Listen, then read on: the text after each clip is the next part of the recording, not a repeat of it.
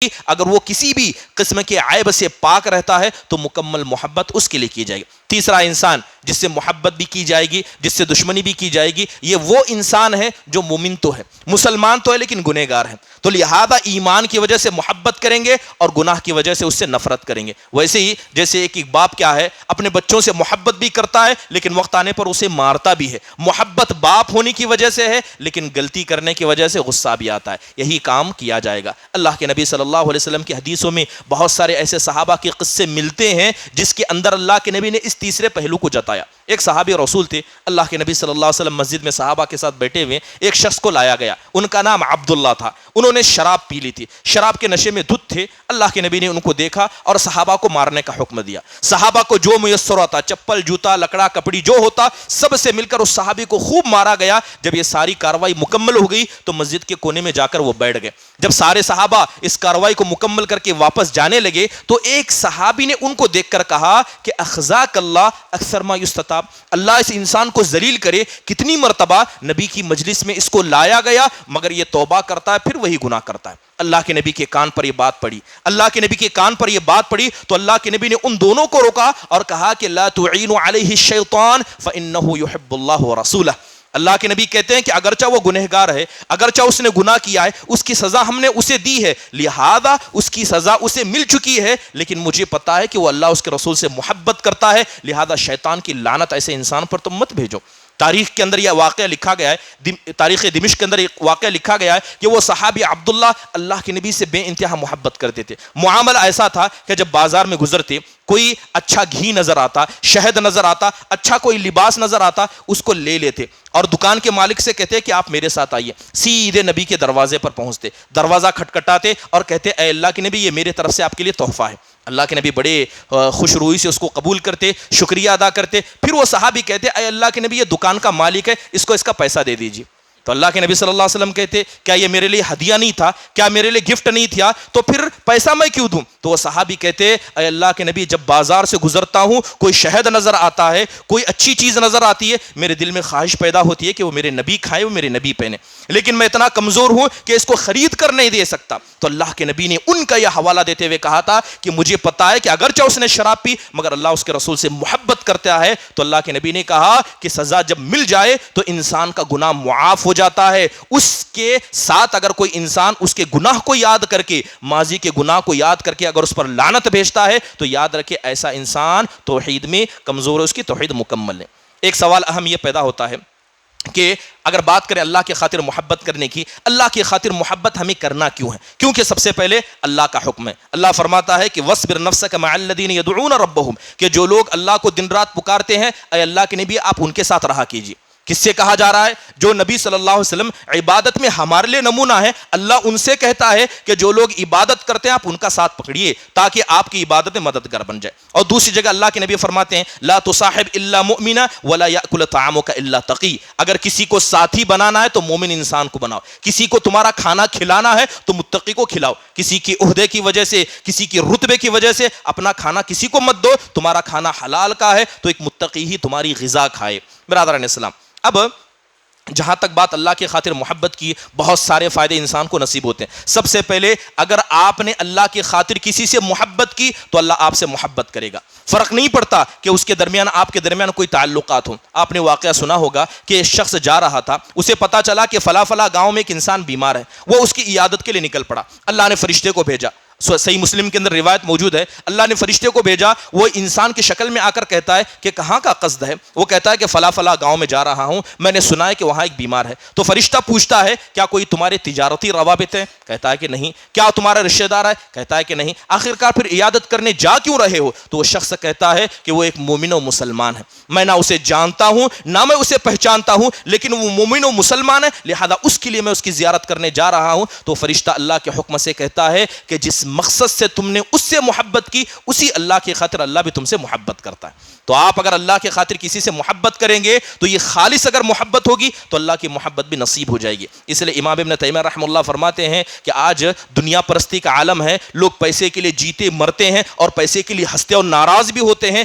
اگر کوئی شخص دوسروں سے محبت جتائے اور اس کا محبت کرنے کا مقصد پیسہ ہو، امام ابن تیمیہ رحمہ اللہ فرماتے ہیں کہ اگر کوئی انسان کسی سے صرف پیسے کے خاطر محبت کرتا ہے تو ایسے انسان کو ثواب کی بجائے گناہ لکھ دیا جاتا ہے، کیونکہ وہ ظاہر میں محبت اللہ کے لیے دکھا رہا ہے لیکن دل میں مقصد پیسہ ہے۔ کہتے ہیں کہ ایسا انسان نفاق کے دروازے پر پہنچ جاتا ہے۔ تو لہذا اگر کسی سے محبت ہو، نہ کسی کے عہدے کی وجہ سے، نہ کسی کے رتبے کی وجہ سے، نہ اس کی گاڑی اور تجارت کی وجہ سے، اگر محبت ہو تو صرف اللہ کے لیے، کیونکہ یہ محبت عبادت ہے، اور عبادت میں اگر اللہ کی خاطر چھوڑ کر کوئی دوسرا مقصد آپ نے تلاش کیا تو یاد رکھیں یہ منافقت کا ایک دوسرا دروازہ ہے، اور اللہ کے اور اس کے رسول ان چیزوں کو پسند نہیں کرتے۔ چلیے بہت سارے باتیں اور بھی کہی جا سکتی ہیں، لیکن محبت کے دروازے کو بند کر دیتا ہوں۔ جہاں تک محبت کرنا کیوں چاہیے، کیونکہ اگر کوئی انسان عبادت کرتا ہے اور چاہتا ہے کہ عبادت میں اس کا بہترین مددگار ہو، عبادت کرتے ہیں لیکن ہم سب کمزور ہیں، ہم سے غلطیاں ہوتی ہیں، لیکن اگر کوئی چاہتا ہے کہ میں عبادت کروں، اچھی عبادت کروں، تو اچھے ساتھی کا اختیار کیجیے۔ ابھی جیسے شیخ محترم نے آپ کے سامنے بتایا کہ غلط صحبت کی وجہ سے انسان غلط عادتیں سیکھتا ہے، تو اچھے لوگوں کی صحبت کی وجہ سے ایک انسان اچھا بن جاتا ہے۔ اللہ تعالیٰ نے حضرت موسیٰ سے کہا کہ جائیے فرعون کو ڈرائیے۔ حضرت موسیٰ کو پتا تھا کہ فرعون کون ہے، یہ اپنے آپ کو رب کہتا، اپنے آپ نے کسی کو کوئی مقام نہیں دیتا، تو حضرت موسیٰ گھبراتے ہوئے اپنے رب سے کہتے ہیں اے اللہ میرے بھائی ہارون کو میرا ساتھ کر دے، میرے بھائی ہارون کو میرے ساتھ کر دے۔ اللہ نے ذکر کیا کہ نسبحک کثیرا ونذکرک کثیرا۔ مقصد یہ نہیں تھا کہ جاؤں فرعون کے سامنے کھڑے ہو جاؤں تو میری مدد کرے، مقصد یہ تھا تاکہ جب میں تیرا ذکر کروں تو میرے ساتھ یہ بھی اللہ کا ذکر کرے، اگر میں تھک جاؤں ان کو دیکھوں تو میں اور ذکر کروں، تجھے یاد کرنے کے لیے، تیرے ذکر کرنے کے لیے اے اللہ ہارون جیسے شخص کو میرا تو ساتھی بنا دے۔ برادران اسلام، چلیے بات کریں اللہ کی خاطر دشمنی کی۔ اللہ کی خاطر دشمنی ہمیں کیوں کرنا ہے؟ کیا ہم لوگ سب کے ساتھ محبت کے ساتھ نہیں رہ سکتے؟ چاہے گنہگار ہو، جیسا ہو ویسا ہو، اس کا عمل اس کے ساتھ، ہمارا عمل ہمارے ساتھ۔ کیا ہم اللہ کی خاطر کسی سے دشمنی کرنا ضروری ہے؟ یاد رکھیں آج ہمارے یہاں سب سے بڑا المیہ یہ ہے کہ ہم اللہ کی خاطر محبت تو کرتے ہیں لیکن اللہ کی خاطر بغض کرنے میں ہمارے یہاں ہزاروں قسم کی کوتاہیاں ہیں۔ ہم لوگوں کے رتبے کی وجہ سے، ان کے عہدے کی وجہ سے، ان کے پیسوں کی وجہ سے، ان کے گناہ کو دیکھ کر بھی خاموش رہ جاتے ہیں، انہیں ٹوکتے نہیں، ان سے دل میں بھی نفرت نہیں کرتے۔ اگر کوئی انسان ایسا کرتا ہے تو ایسے انسان کی توحید ہی نامکمل ہے۔ برادر علیہ السلام، آپ جان لیں قرآن میں اللہ فرماتا ہے کہ انا براء منکم ومما تعبدون من دون اللہ۔ اللہ نے نبیوں سے کہا کہ آپ لوگوں کے سامنے علی اعلان کہہ دیجئے کہ جو لوگ غیر اللہ کی عبادت کرتے ہیں میں ان سے بیزار ہوں، میں ان میں سے نہیں ہوں۔ کھل کر کہنے کا حکم دیا گیا۔ اگر کوئی انسان شرک کرتا ہے، آپ کا ساتھی ہے، تجارتی پارٹنر ہے، تو آپ زبان سے دل سے کھل کر کہیں کہ میں اس کے ساتھ نہیں ہوں، یہ دین میں مجھ سے اختلاف رکھتا ہے۔ لہذا اگر کوئی آدمی ایسا نہیں کرتا ہے، یاد رکھے ایسے انسان کا ایمان کمزور ہے۔ قرآن میں اللہ فرماتا ہے لا تجد قوما یؤمنون باللہ والیوم الآخر یوادون من حاد اللہ ورسولہ۔ آپ کسی ایسے مومن کو نہیں پائیں گے جو اللہ اس کے رسول سے محبت کا دعویٰ بھی کرتا ہے لیکن اللہ اس کے رسول کو دوست بھی بناتا ہے۔ غیر اللہ کی عبادت کرتے ہیں، وہ غیروں کے سامنے سجدہ کرتے ہیں، بتوں کی عبادت کرتے ہیں، ان کو اپنے دل سے دوست مان لیں۔ اللہ کہتا ہے کہ ایسا مومن انسان مومن ہو نہیں سکتا۔ اگر وہ اللہ کو اس کے رسول سے محبت کرے گا تو غیر اللہ اور غیر اللہ کی عبادت کرنے والوں سے نفرت کرے گا۔ اگر کوئی آدمی ایسا نہیں کرتا ہے تو اللہ کہتا ہے کہ ایسا انسان مکمل مومن کبھی نہیں ہو سکتا۔ برادران اسلام، غیر اللہ یا جو انسان کفر کرتا ہے، شرک کرتا ہے، اس سے نفرت کرنے کا اگر آپ فائدہ جان لیں کہ اس سے کیا فائدے ہوتے ہیں، سب سے پہلا فائدہ یہ ہوتا ہے کہ اگر آپ اللہ کی خاطر کسی سے دشمنی کرتے ہیں، اللہ ایسے لوگوں کو، ایسی جماعت و جمعیت کو اللہ فتنوں سے بچا لیتا ہے، ایسے لوگوں کو اللہ فتنوں سے بچا لیتا ہے۔ اگر آپ غیروں سے محبت کرنے لگ جائیں اور غیر اللہ کو آپ پسند کرنے لگ جائیں، دل میں نہ برا سمجھیں نہ زبان سے برا کہیں، تو یاد رکھیں ایسے لوگ اللہ تبارک و تعالیٰ فتنے میں ان کو مبتلا کر دیتا ہے۔ قرآن میں اللہ فرماتا ہے والذین کفروا بعضهم اولیاء بعض الا تفعلوا تکن فتنة وفساد کبیر۔ اللہ کہتا ہے کہ جو کافر ہیں یہ ایک دوسرے کے دوست ہیں، یہ مومن کے کبھی دوست نہیں ہو سکتے۔ اگر تم نے کافروں سے دوستی کی تو یاد رکھو کہ زمین میں فتنہ ہوگا اور ایک بڑا فساد آ جائے گا۔ وہ فساد یہ ہوگا کہ تمہاری توحید کمزور ہو جائے گی، تمہارا ایمان کمزور ہو جائے گا، اور تم تو نماز پڑھ کر بھی اللہ کے سامنے رسوا ہونے والے لوگوں میں سے ہو جاؤ گے۔ آپ جانتے ہیں کہ اللہ تبارک و تعالیٰ نے ایک نبی کا ذکر کیا، قرآن میں ایک نبی کا ذکر کیا، اللہ نے اس نبی کو اتنی بڑی نعمت عطا کی، شاید ویسی بڑی نعمت کسی اور نبی کو نہیں دی گئی۔ وہ نبی کون تھے؟ حضرت ابراہیم علیہ السلام تھے۔ اللہ نے کیا نعمت دی؟ اللہ کہتا ہے کہ فَلَمَّا اعْتَزَلَهُمْ وَمَا يَعْبُدُونَ مِن دُونِ اللَّهِ وَهَبْنَا لَهُ إِسْحَاقَ وَيَعْقُوبَ وَكُلًّا جَعَلْنَا نَبِيًّا۔ اللہ کہتا ہے کہ جب ابراہیم علیہ السلام نے غیروں سے نفرت کی اور کھل کر نفرت کا اظہار کیا اور کہا کہ میں ان میں سے نہیں ہوں، ان سے الگ اور علیحدگی اختیار کی، تو اللہ تعالیٰ نے کیا ہے؟ انہیں اچھی اولاد دی۔ کیسی اولاد دی؟ اللہ نے انہیں اسحاق دیا، یعقوب دیا، اور اپنا فضل یہ کیا کہ اللہ نے سب کو نبی بنایا۔ امام قرطبی رحم اللہ فرماتے ہیں کہ اللہ کی خاطر نفرت کرنا اتنا حضرت ابراہیم کو فائدہ پہنچایا کہ اللہ نے ان کے بیٹوں کو اچھا کیا، بلکہ اللہ نے نبی بنا دیا۔ اس سے بڑھ کر اللہ کی نعمت کیا ہو سکتی ہے کہ اگر آپ چاہتے ہیں کہ آپ کی اولاد درست ہو تو آپ غیروں سے نفرت کرنا سیکھ لیں، اور غیروں سے نفرت کرنا جو اللہ اس کے رسول کے دشمن ہے، یہ ہماری بنیادی عقیدے میں سے ہے۔ ہمیں اس طرح کی چال نہیں چلنا ہے جس طرح آج بہت ساری تفکیریں، بہت سارے جماعت و جمعیت کے لوگ یہ کہتے ہیں کہ لوگوں کو برا مت کہو، آپ لوگوں کو برا مت کہو، اچھائی کا حکم دو۔ اسلام تو کہتا ہے کہ آپ نیکی کا حکم دیں گے اور کیا کریں گے؟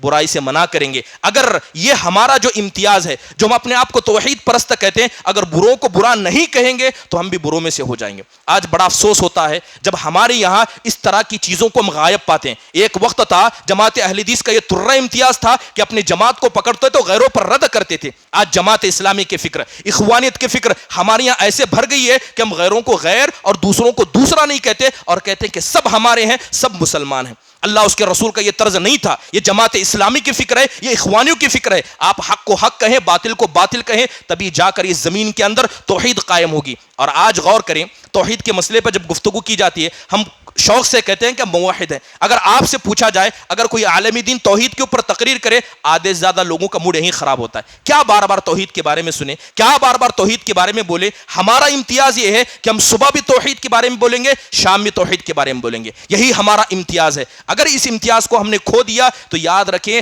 ہم بھی ان جماعتوں کی طرح ہو جائیں گے جس کی نہ کوئی وقعت اللہ اس کے رسول کے نزدیک ہوتی ہے، بلکہ ایسے لوگ ذلیل و خوار بھی ہو جاتے ہیں۔ برادران اسلام، آپ جان لیں کہ اگر آپ غیر اللہ سے نفرت کریں گے تو اس سے اسلام کو مدد ملتی ہے، اس سے اسلام جھکتا نہیں ہے۔ بہت سارے لوگ ایک عجیب سا لباس اوڑھ کر لوگوں کے سامنے اچھائی کا لبادہ پہن جاتے ہیں۔ جائیے تبلیغی جماعت کو لیجئے، ان کے یہاں اچھے کو بھی اچھا، برے کو بھی اچھا، سب کو اچھا کہو اور سب کو ملا لو۔ یہ میٹھا بولنا مسلمانوں کے طرز میں نہیں ہے۔ آپ کو پتا ہونا چاہیے جب غیر کو آپ غیر کریں گے، برا کو برا کہیں گے، تب سامنے والے کو پتا چلے گا کہ برائی کیا ہوتی ہے۔ ایک دو صحابی کا قصہ آتا ہے، ایک تھے حویسہ، ایک تھے محیسہ۔ آپ دیکھیں کہ اگر آپ کسی غیر کو غیر سمجھیں گے تو اسلام کو کیسے مدد ملتی ہے۔ ایک صحابی تھے حضرت محیسہ رضی اللہ عنہ، مسلمان ہو گئے، نبی صلی اللہ علیہ وسلم کی اقتداء کرتے، آپ کے مجلس میں رہا کرتے۔